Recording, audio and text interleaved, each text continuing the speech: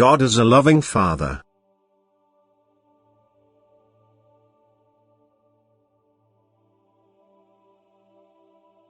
For the majority of people I am the distant, inaccessible God, providing they still believe in me.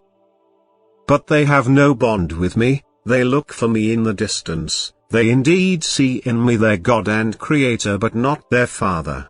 They have not yet established the relationship of a child with its father and therefore dare not address me like a father, nor do they expect help because they exclude my fatherly love and only see in me a punishing God, a merciless judge who condemns them without pity if they don't live in accordance with his will. People do not know about my greater than great love for them, or they would approach me trustingly and communicate with me. They don't know that they came forth from my love and that my love belongs to them despite the fact that they became sinful. They are still distant from me and therefore cannot be permeated by my strength either, because then they would have to turn towards me devotedly. Because they would have to seek my presence and muster the will to be accepted by me as my child. And it is difficult to convey this knowledge to them.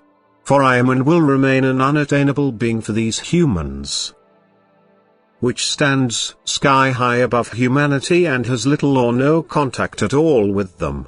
They don't believe in a correlation between the Creator with his living creation. They feel and are indeed isolated as long as they don't lift the isolation themselves and try to join me.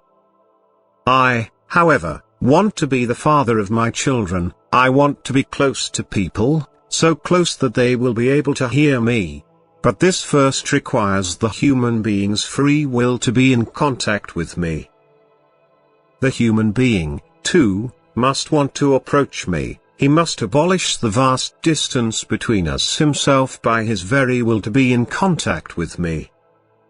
And this resolve can awaken in the human being if my love is proclaimed to him time and again, if I am presented to him as a supremely perfect being which is pure love and which wants to give his great love to his living creations in order to make them happy. I must be presented to people as supremely perfect, and perfection includes an abundance of love for my living creations. Only when the human being can believe in my love will his love for me ignite and he will yearn for contact with me. And then he will also feel like my child and long for the Father in order to intimately communicate with him. He will no longer feel any inhibitions. He will speak to me like a child speaks to its father, and he will also feel my love and therefore approach me trustingly.